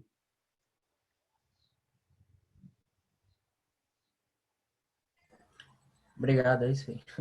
Nada. Então acho que é isso. Bom, então vamos lá. Quero agradecer ao Farhad também por ter ficado aqui, se disponibilizado e nos auxiliado. Mais uma vez, quero agradecer a tua presença, a ter ficado aqui conosco. Quero dizer que eu tô sempre aberto aqui, caso precisar de alguma coisa. Não, eu vou falar isso aqui, mas não tenho certeza. A IMED também, tá? Fica disponível para ti. O Farhad pode confirmar isso, que ele tem mais contato. Mas, enfim, eu quero sinceramente agradecer por tudo, por me mostrar essa área, esse caminho, e quem sabe a gente não se encontra por aí, né? O mundo é muito louco. Então, muito obrigado e se quiser finalizar, dar os seus tchau, fica à vontade. Eu que agradeço aí o convite de vocês, né? A você, ao professor, e também aos outros colegas que estão organizando o Shimastec. Saiba que, nossa, o Ricardo Ogliari já me convidou há tempos, estou devendo uma visita aí a Passo Fundo, né? Espero, quem sabe, agora passando aí o lance da pandemia, aí a coisa diminuindo, poder visitar aí, vai ser uma alegria poder conhecer vocês pessoalmente, né? Mas mesmo assim já estou muito feliz de poder, mesmo virtualmente, estar junto com vocês no evento. Então, novamente, obrigado pelo convite e parabéns pela organização. Eu também gostaria de agradecer, então, em nome dos professores da Ciência da Computação da IMED. Esse é um evento que a gente apoia, mas ele é todo organizado, na verdade, pelo THT, que é um grupo, então, de programadores, entre eles o Fernando, o próprio Ricardo, né? E a gente só tem a agradecer, né, você trocar essa experiência, passar esse conhecimento, né, nesse evento que o pessoal ajudou a colaborar, né, que é o DA, da Ciência da Computação da IMED, né? Então o Patrick representa esse grupo também, né? Então é uma honra poder ter alguém com a tua experiência aí trocando ideia com a gente. E além disso, no início a gente brincou, né, da gravação, mas ela é importante porque depois a gente consegue difundir esse conhecimento, né? Que apesar de estarmos só nós aqui, né, conversando nesse bate-papo final aqui, ele é recheado, né, de muita informação aí que ele serve para a gente conseguir divulgar essa tecnologia, né, do blockchain, e não ficar algo restrito, algo que pareça distante, né? Então, eu acho bem bacana você levantar essa bandeira do blockchain e ser uma referência nesse assunto para a gente.